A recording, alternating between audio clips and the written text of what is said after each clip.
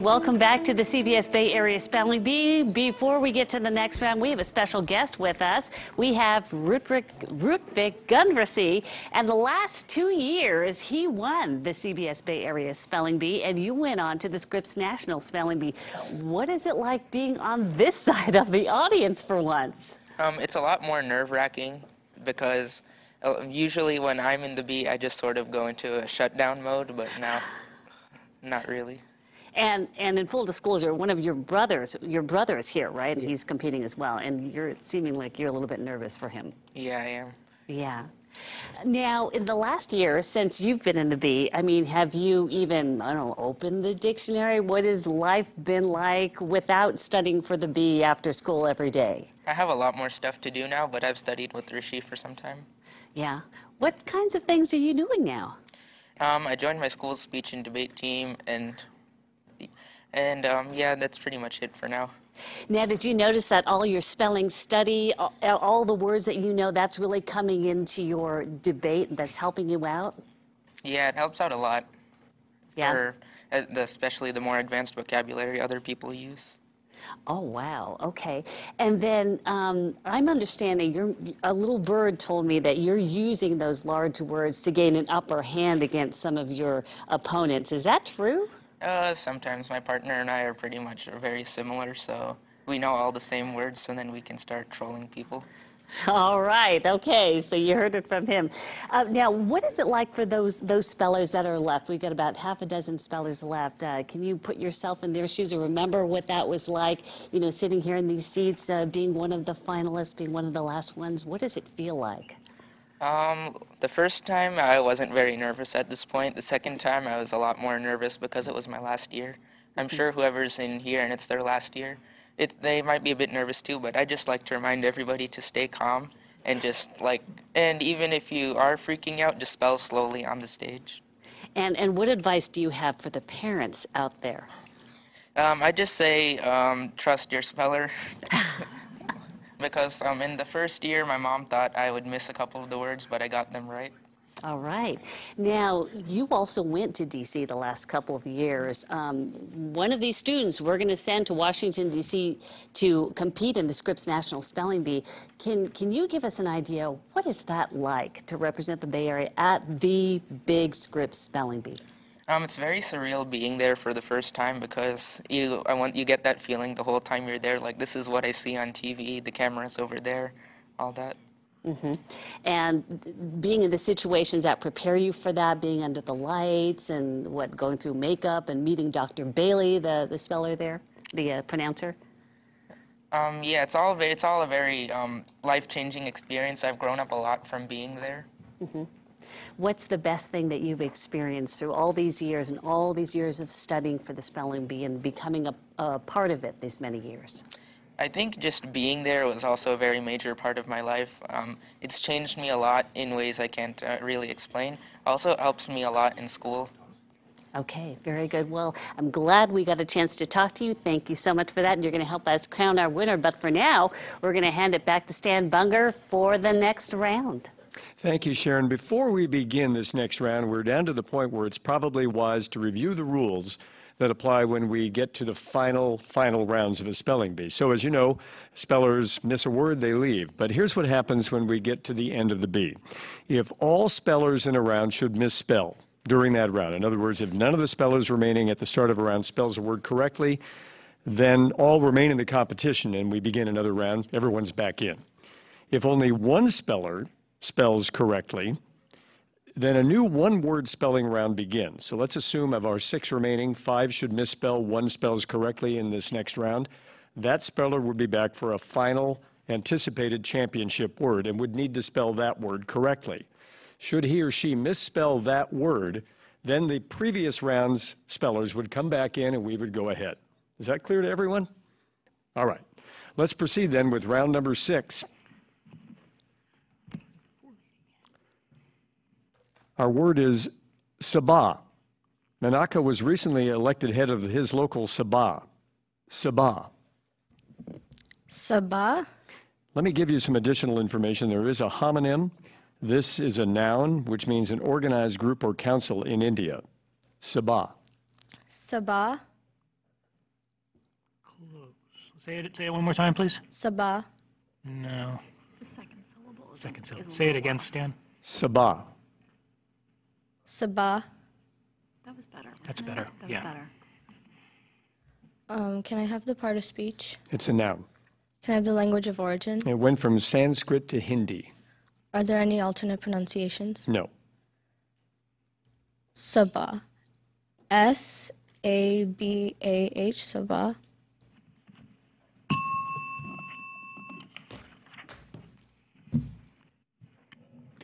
Leggermente. The violinist played the passage leggermente. Leggermente. Leggermente. Leggermente. Are there any alternate pronunciations? No. What is the origin? It's from Italian. What is the definition? In a light, delicate, and brisk style used as direction in music. Can you repeat the sentence? The violinist played the passage leggermente. Can you repeat the definition? In a light, delicate, and brisk style used as a direction in music. Leggermente.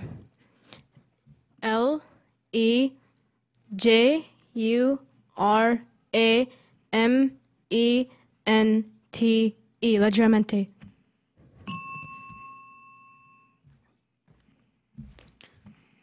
This word has a homonym. I'll give you additional information. Pteric. It's a noun that means a sandpiper of the Old World breeding in the far north of Eastern Europe and Asia and migrating to southern Africa and Australia and frequenting rivers. The call of the pteric is a high-pitched whistling sound. Pteric. Can I have the language of origin? It's from a southeastern European geographical name. Pteric.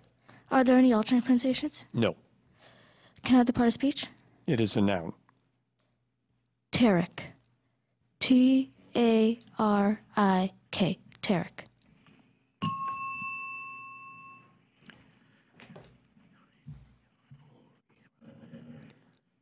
Zalotnik. The zalotnik was used from the 10th to the 20th centuries and was based on a coin of the same name. Zalotnik. Are there any alternate pronunciations? Zalotnik. May I please have the definition? A Russian unit of weight equal to 4.266 grams or a small fraction of an ounce. Could you please use the word in a sentence? The zalotnik was used from the 10th to the 20th centuries and was based on a coin of the same name. Could you repeat the word, please? Zalotnik. Could you please repeat the alternate pronunciation? Zalotnik. Zalotnik. Am I saying it correctly? I believe so, yes. Yes. Could you please repeat the word once more? Zalotnik. Could you please repeat the alternate pronunciation? Zalotnik. Zalotnik.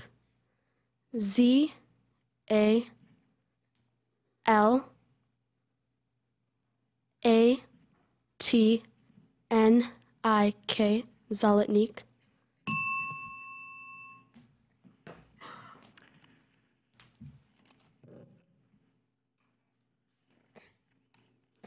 Norido.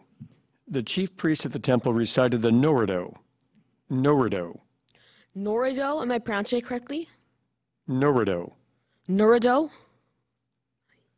Norito. I'm sorry, let me try it again. Yeah. Norito. Norito? Yes. Thank you. Could I have the language of origin, please? It's from Japanese. Norito. So, is it Norito? Norito. Norito. You know what? The first syllable's a little off between them.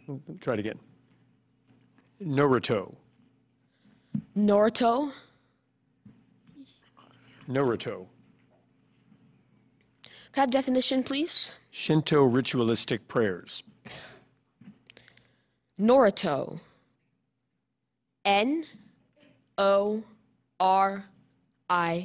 N-O-R-I-T-O. Norito.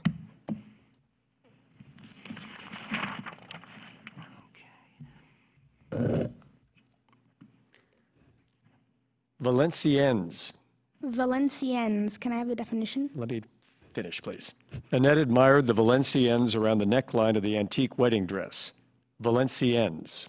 Valenciennes. Can I have the definition? A fine bobbin lace having a ground with a square or diamond-shaped mesh, which is plaited rather than twisted, and a pattern made together with the ground and of the same kind of thread. Valenciennes. Can I have the part of speech? It is a noun. Valenciennes. Are there any alternate pronunciations? Valenciennes, Valenciennes, Valenciennes, Valenciennes.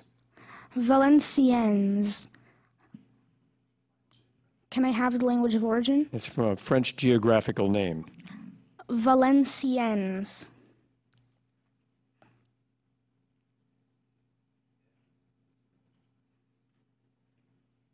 Valenciennes. Valenciennes.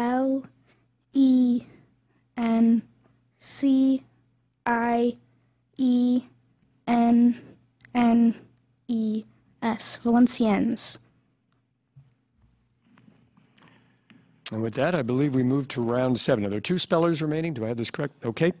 Round 7 begins now with 2 spellers remaining.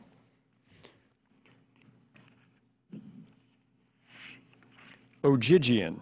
The sailors found the uncharted island in an Ogygian state of wilderness. Ogygian. Ogygian. Ogygian. So it's Ogygian. Ogygian. Ogygian. May I have the language of origin, please? It's from a Greek name. Ogygian. May I have the definition, please? You're not pronouncing it correctly. It's Ogygian. May I have the definition, please? Ancient or primeval. So is it Ogygian? That is correct. Okay. Ogygian.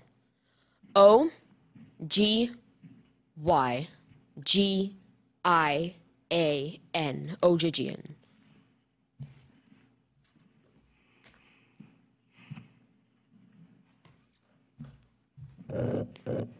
Alcaraza. A liquid placed in an alcaraza can be kept cool through evaporation. Alcaraza. Alcaraza. Am I pronouncing the word correctly? Alcaraza.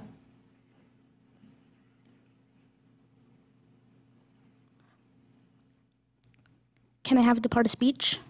It is a noun. Alcaraza. Are there any alternate pronunciations? No. Alcaraza. Alcaraza. Can I have the language of origin? Originally Arabic, this word went into Spanish before being adopted by English. Alcaraza. Is there anything I haven't asked for? I'm sorry? Is there anything I haven't asked for? That's not up to me to tell you. All right. Can you repeat the part of speech? It's a noun. And can you repeat the language of origin? Originally Arabic, this word went into Spanish before being adopted by English. Alcaraza. Alcaraza. A-L-C-A-R-R-A-Z-A.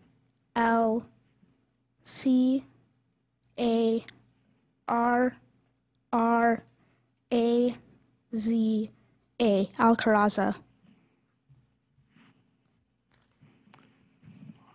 And this will be round 8, with 2 spellers still remaining. Dry conter. The tour guide explained that the wind-faceted pebble resembling a Brazil nut was known as a dry conter. Dry conter. Are there any alternate pronunciations, please? Dry canter. So, dry canter or dry cotter? No, the second one's wrong. Okay. So, is it dry conter? Yes. Yes. Dry conter. May I have the definition, please? A 3-faced pebble faceted by wind-blown sand. Dry conter. May I have the language of origin, please? Consists of 3 German parts plus a part that passed from Dutch to German. Dry conter. D-R-E-I-K-A-N-T-E-R.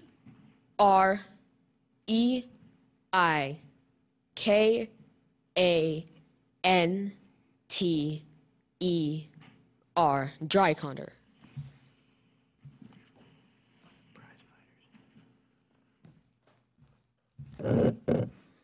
Bardilio. Bardilio. The abstract sculpture was carved from gray bardilio. Bardilio, Bardilio, may I have the definition? an Italian marble commonly having a dark gray or bluish ground traversed by veins and occurring in its principal varieties in the neighborhood of Carrara and in Corsica. Bardilio. Can you give me the origin? From a word that went probably from Latin to Spanish to Italian. Bardilio. Are there any alternate pronunciations? No, Bardilio. Can you give me the part of speech? it is a noun. Bardilio. Can you repeat the sentence? The abstract sculpture was carved from gray bardilio. Bardilio. Bardilio. Bardilio.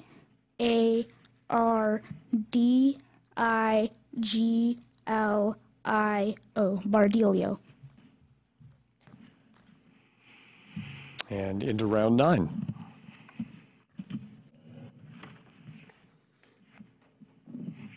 Modena. Gabriel composed a Modena and dedicated it to Rosa, his wife. Modena. Modena. Am I pronouncing it correctly? Yes. Modena. Are there any alternate pronunciations? No. Modena. May I have the language of origin, please? The word is originally French but passed through Portuguese before becoming English.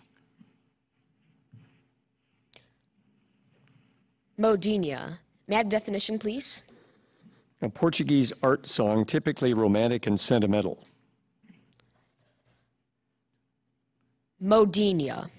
So, am I pronouncing it correctly? Modena. Yes. Modena. M-O-D-I-N-H-A.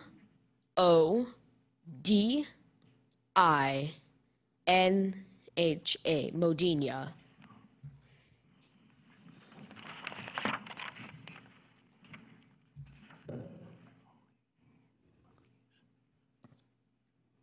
This word could be confused with a similar word, so I'll give you additional information. 21. It is a noun. It is a card game, the object of which is to be dealt cards having a higher count than those of the dealer, up to but not exceeding 21, also called blackjack. Jane and Mr. Bingley quickly determined that they had both enjoyed a game of 21. 21. 21. Can you give me the language of origin? It's from French. 21. Are there any alternate pronunciations? 21. 21.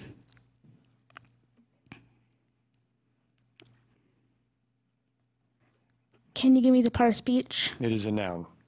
21. Am I pronouncing the word correctly? 21. Yeah. Can you repeat the alternate pronunciation? 21. 21.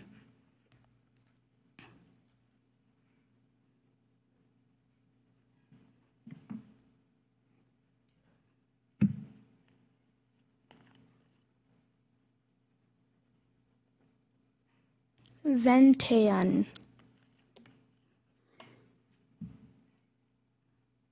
Can you repeat the word?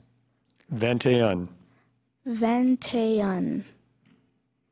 Can you repeat the alternate pronunciation? This is the last time you'll have to spell. 21.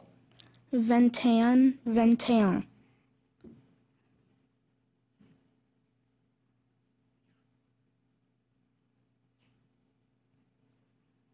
Ventean. V-E-N-T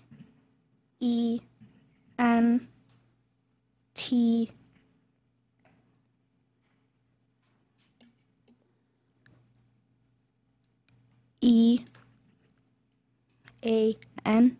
Ventean.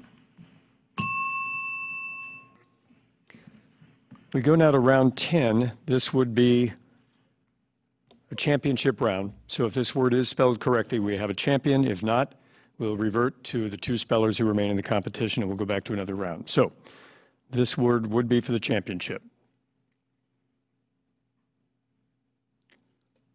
Clogwin. Owen climbed up a small clogwin to break in his new climbing gear. Clogwin. Claudwin. Am I saying it correctly? No. Clogwin. Clogwin. Yes. Clogwin. May I have the language of origin, please? The word is from Welsh.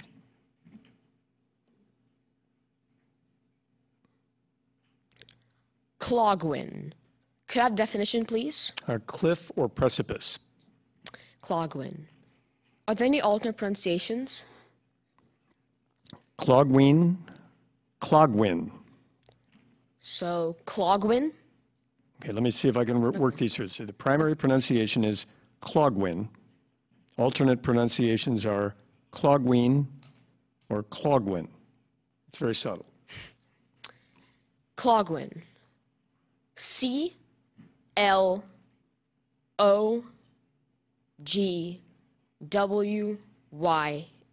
Clogwin. And we do have a winner.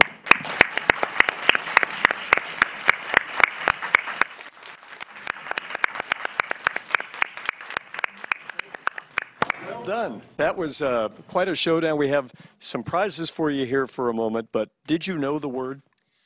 I didn't actually know the word. I mainly just looked for patterns. So Welsh is part of your repertoire? Not really. Not really. All right, we do have our two-time defending champion, Rutvik Gandasri, here to help make this an official ceremony. Rutvik, why don't you go ahead and apply the medal to our winner here?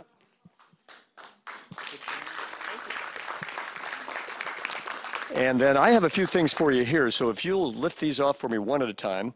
We have this award here is it's a coin set, but it's really the Samuel Lewis Sugarman Award is designed. Let's see if we can get it here so that Jen can pick it up. And it has to do with I'm sorry, we have a challenge, okay? Well, I'm not quite sure. I'm going to have to toss to Brian and Sharon because, guys, I've done this a long time, but I don't think we've ever stood in this exact position before. So why don't I let you two do what great television time fillers do and fill some time for us right here at the moment. Well, all right, Stan. You know, challenges are certainly not unusual. It's something that falls under the purview of the rules, which is if somebody thinks something has gone wrong somewhere along the way, you get to challenge it, what the challenge is, what the nature of the challenge is. We don't know, but we will find out. In the meantime, I don't ever remember in all the years that we've done the show of having it happen at the last round. No, but there's a first time for everything. That's right. Yeah. I know that in the past couple of weeks, as we've gotten ready for this bee, we've talked to a number of these different students. We talked to them about how they're spelling, how they're studying. We've talked to them about their favorite word. If you have that, that might be something that we might want to go ahead and toss to. A number of students have a number of different favorite words. Some of the words longer than I can possibly spell. Kristen, do we have that? Well, I know what we do have, and that is, there's also a story you did because you've gone out. In fact, I have to tell you something, a behind-the-scenes thing. Sharon is fighting a bit of a cold, which she always gets this time of year because you go out and talk to hundreds of students across the Bay Area, and in the course of doing that, it's one of the hazards of the job. You might pick up the cold that's going around. But one of the things that you did do, from what I remember, is that obviously the students have a lot of different methods of studying, and these are some of them. Watch. My mom, she helps me study. There's Spell It, and there's also, for the school spelling bee, there's a list. I'm mostly like working on word patterns and spelling tips. My mom usually helps me all the time, and I write the pronunciations, and I read them over, and I study them with her. On the Spell It website for Merriam-Webster, there's some lists that I study, like 7th grade, 8th grade, 6th grade, 5th grade. I study those lists, and also I play the games there because they have some challenging words. My mom really helps me with spelling these words. She takes this packet that I used to study for the school spelling bee, and she takes words from different like Latin, Greek roots, and she tests me on those. I just study Spell It mostly, and there's a book called Words of Wisdom by Scott Reamer, and he has like a lot of roots and stems of different languages to help identify and spell the word. My mom helps me study after school, and the words that I spell wrong, she'll write them on a flashcard, and I'll take them with me to school, or after I come home, I'll review them. I'm using the website called Spell It, and also on Spell It there are rules for each language of origin for the words. How am I studying? So every day I'm After school, I complete my homework if I have any left, and then I start to spell. Well, mostly I go page at a time. The first time I look at each word and I spell it, and then the second time I cover the word and spell it, and then I lift my finger up to see if I got it right. Just like trying to learn like roots and like how like different like rules for languages and stuff.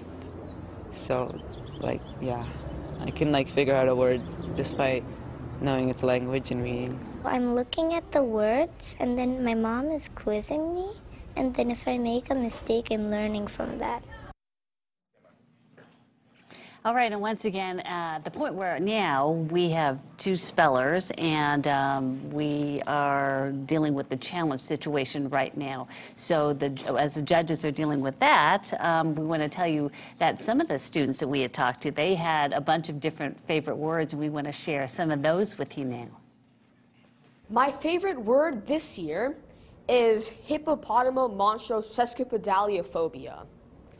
And, ironically, it's a fear of long words. Favorite word this year? It was actually probably that last one again, sesquicentennial. My favorite word is Trojan, and that's because it's the college that I like to root for, the USC Trojans. A favorite word? Do you have a favorite word? Not really. I don't really have a favorite word, but there's some complicated ones I've heard. One of them would be extemporaneous. It's pneumono-ultramicroscopic silicovolcanoconiosis. It's a lung disease contracted by inhaling volcanic ash. Pneumono-ultramicroscopic silicovolcanoconiosis.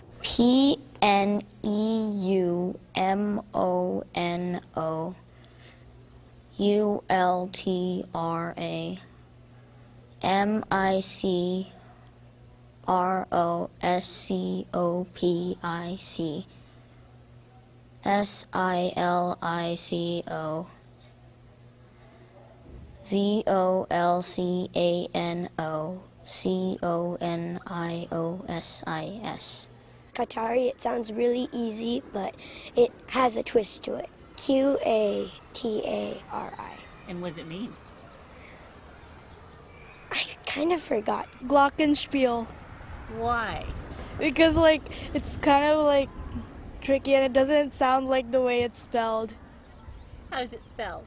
Glockenspiel. I like the word Weisnick too because it's spelled WEISSNICHTWO, and I just like it because it sounds weird.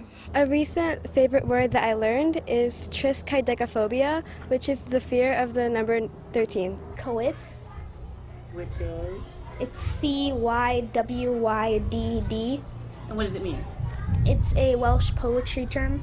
And why do you like it? Because it does not look any way like it's spelled. No, I don't know. I never really thought about it that way. I just spelled the word. There's way too many words up there. And yet, after that litany of extraordinarily difficult words, if in 1928 you could spell the word knack, you would have been the 1928 National Spelling Bee champion. Times have changed. Oh, yeah. All right, so it turns out that the judges have made their decision, and we're going to toss it back to Stan Bunker with that decision now. It's not true that I was at that 1928 B, by the way, guys, so some people think so. We do have a final decision. The appeal was denied, and so I'm standing here with our winner. And, this was an extra few minutes, Amit. Amit Vasantha, you are the winner. Thank you. Well, let me go ahead and do what we started to do a few minutes ago. Here are a few things to take with you, and of course there's a packet of information for you and your parents because you'll be going to the Scripps National Spelling Bee, where we hope you'll represent the Bay Area well, and I know you will. So here's the Samuel Lewis Sugarman Award. You take that. This is from Jay Sugarman in honor of his father, who was a guy who just loved knowledge, and I think that's a pretty good thing. Here's a year's subscription to the Britannica Online Premium. Here is a one-year subscription to Merriam-Webster's Unabridged Online because you can never really have too many words. So once again, our champion, we're proud to crown him that, Amit Vasantha from Basis Independent Silicon Valley, winner of the 2018 CBS Bay Area Spelling Bee at long last. Congratulations. You know, you've got a real winner when, after all the exhaustive study, you are presented with, among the many prizes, an online version of the Encyclopedia Britannica, and you look excited about that. Congratulations. Good luck in Washington. And that's going to wrap up this year's edition of the CBS Bay Area Regional Spelling Bee. Thank you so much for watching. We now go to comedy.tv.